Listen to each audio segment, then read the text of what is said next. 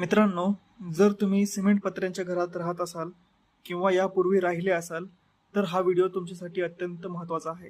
याला आपण व्यवहारात करडपत्रा किंवा ॲस्बेस्टॉस शीट्स म्हणतो. जगातील 70 पेक्षा जास्त प्रगत देशांनी ज्या पदार्थावर पूर्णपणे बंदी घातली आहे तो पदार्थ आजही आपल्या घरांच्या छतांमध्ये आहे. हा पदार्थ स्वस्त, मजबूत आणि उपयुक्त असला तरी याचे आरोग्यावर होणारे दुष्परिणाम अत्यंत भयंकर आहेत. नमस्कार, मी राहुल गट मनश्री ग्रामविकास प्रतिष्ठानतर्फे ही महत्त्वाची माहिती सादर करत आहे. ॲस्बेस्टॉस हे एक नैसर्गिक खनिज आहे. हे स्वस्त, मजबूत आणि उष्णतारोधक असल्यामुळे अनेक वर्षांपासून छताचे पत्रे, पाण्याच्या टाक्या, पाईप्स इत्यादीसाठी वापरले जाते. जगभरातून ॲस्बेस्टॉस हद्दपार होत असताना भारत आज जगातील सर्वात मोठा ॲस्बेस्टॉस आयातक बनला आहे. रशिया आणि ब्राझील सारख्या देशांमधून आपण दरवर्षी सुमारे 5 लाख टन ॲस्बेस्टॉस मागवतो. अमेरिका, कॅनडा, ऑस्ट्रेलिया आणि संपूर्ण युरोपमध्ये यावर बंदी आहे.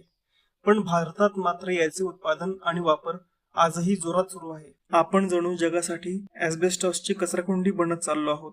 आता महत्त्वाचा मुद्दा, याचा धोका नेमका काय? जोपर्यंत हे पत्रे अखंड आहेत तोपर्यंत धोका कमी असतो. पण जेव्हा हे पत्रे जुने होऊन झिजतात किंवा जेव्हा आपण यांना कापतो, ड्रिल करतो किंवा यांची तोडफोड करतो तेव्हा खरा धोका निर्माण होतो. अशा वेळी ॲस्बेस्टॉसचे अतिसूक्ष्म तंतू हवेत उडतात आणि श्वासावाटे थेट तुमच्या फुफ्फुसात जातात. हे तंतू इतके बारीक आणि रासायनिकदृष्ट्या मजबूत असतात की आपले शरीर त्यांना बाहेर काढू शकत नाही. परिणामी हे तंतू फुफ्फुसांच्या नाजूक पेशींना जखमा करतात. या प्रक्रियेमुळे पुढे कर्करोग आणि ॲस्बेस्टोसिस म्हणजेच फुफ्फुसे कडक होणे यांसारखे जीवघेणे आजार होऊ शकतात.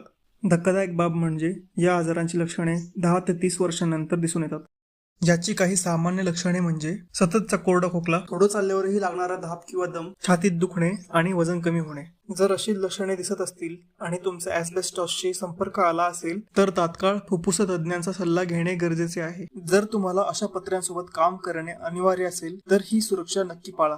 साधा रुमाल न वापरता N95 किंवा P100 दर्जाचा रेस्पिरेटर वापरा. पत्रे कापताना किंवा ड्रिल करताना ती जागा पाण्याने ओली ठेवा, जेणेकरून धूळ हवेत उडणार नाही. कामानंतरचे कपडे कुटुंबातील इतर कपड्यांपासून वेगळे धुवा. जुने पत्रे काढताना ते घाईत फोडू नका. हा कचरा उघड्यावर किंवा सामान्य कचऱ्यात न टाकता नगरपालिका किंवा अधिकृत कचरा व्यवस्थापन केंद्राकडे सुपूर्द करा. मित्रांनो, आजच्या काळात नवीन बांधकामासाठी ॲस्बेस्टॉस विरहित सुरक्षित पर्यायांचाच वापर करा. लक्षात ठेवा, या आजारांवर सध्या कोणताही खात्रीशीर इलाज उपलब्ध नाही. त्यामुळे सुरक्षितता हाच एकमेव बचाव आहे.